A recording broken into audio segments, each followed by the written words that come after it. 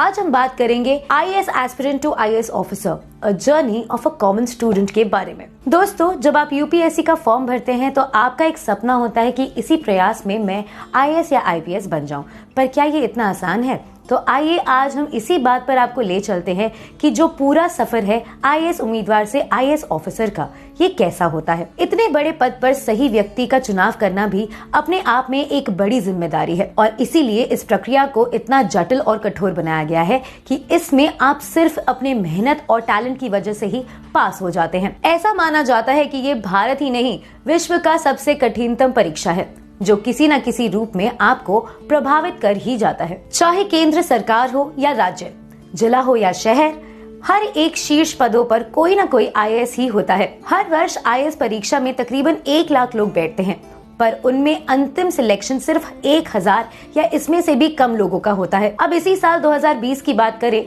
तो कुल सीट 800 से भी कम है। भारत में हर साल फरवरी महीने में यूपीएससी इन पदों पर भर्ती के लिए नोटिफिकेशन इशू करता है। इसमें आईएएस के साथ साथ 24 सेंट्रल गवर्नमेंट के पदों पर बहाली के लिए ये नोटिफिकेशन निकाला जाता है। इनमें IAS, IPS, IFOS, all India services हैं और बाकी सेंट्रल गवर्नमेंट सर्विसेज हैं। तो आइए अब जानते हैं कि इसमें चयन हेतु क्या योग्यता होनी चाहिए।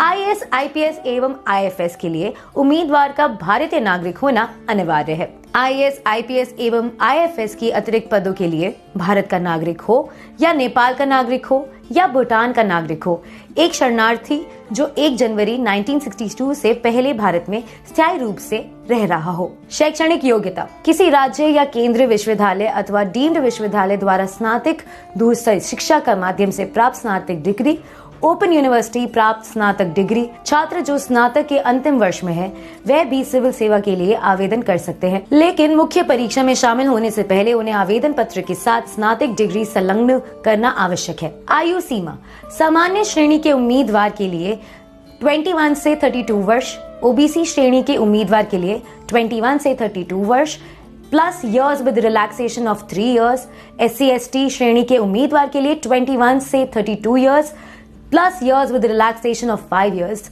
अटेम्प्ट। सामान्य श्रेणी के उम्मीदवार के लिए 6, ओबीसी श्रेणी के उम्मीदवार के लिए 9, SC/ST श्रेणी के उम्मीदवार के लिए कोई लिमिट नहीं है। फॉर्म भरने मार्क को अटेम्प्ट नहीं माना जाता है, पर यदि आप प्रीलिम्स एग्जाम में अपीयर होते हैं तो आपका अटेम्प्ट माना जाएगा। अब जानते हैं यूपीएससी पैटर्न को। सिविल सेवा परीक्षा 3 चरणों में संपन्न होती है, जिसका नोटिफिकेशन जनवरी-फरवरी में आता है और इसके आवेदन फरवरी-मार्च तक होते हैं एवं प्रारंभिक परीक्षा का एग्जाम जून में होता है। सिविल सेवा प्रारंभिक परीक्षा में 2 पेपर होते हैं, सामान्य अध्ययन और सीसैट। दूसरे चरण में मेन एग्जाम होता है। इसमें पहुंचने के लिए पहले आपको सिविल सेवा प्रारंभिक परीक्षा को पास करना अनिवार्य है।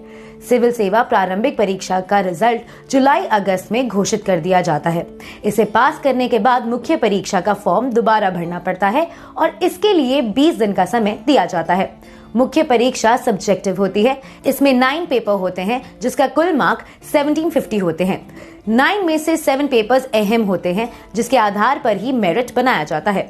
इन 9 पेपर में जनरल स्टडीज 4 पेपर होते हैं, एसे का 1, इंग्लिश का 1, लैंग्वेज का 1 और ऑब्जेक्शनल सब्जेक्ट के 2। मुख्य परीक्षा का रिजल्ट अगले वर्ष मार्च तक आ जाता है। फिर मुख्य परीक्षा उत्तीर्ण करने के पश्चात इंटरव्यू के लिए बुलाया जाता है। फिर इंटरव्यू में पास अभ्यर्थी को रिक्तियां एवं प्राप्तांक के हिसाब से मेरिट लिस्ट में स्थान दिया जाता है। इंटरव्यू 275 मार्क्स का होता है। इनमें अधिकतर सवाल आपके भरे हुए DAF यानी कि डिटेल एप्लीकेशन फॉर्म से पूछा जाता है, इसलिए इस फॉर्म को सतर्कता के साथ भरना चाहिए। यूपीएससी सिविल सर्विसेज का इंटरव्यू लगभग 20 दिन तक चलता है और इंटरव्यू खत्म होने के कुछ ही दिन में फाइनल रिजल्ट घोषित कर दिया जाता है। इंटरव्यू रिजल्ट मेंस एग्जाम और इंटरव्यू के मार्क्स को जोड़कर घोषित किया जाता है। इसका मतलब ये है कि अधिकतम 2050 मार्क्स में से फाइनल मेरिट लिस्ट बनती है। इसके आधार पर सर्विसेज बांटी जाती है। टॉप 100 को लगभग आईएएस रैंक मिल जाता है और इसके बाद यूपीएससी अपॉइंटमेंट लेटर जारी करता है। तो ये तो था आज का वीडियो। आई एम श्योर हमारे बताए हुए पॉइंट्स आपके लिए काफी हेल्पफुल होंगे। ऐसी कई और वीडियोस के लिए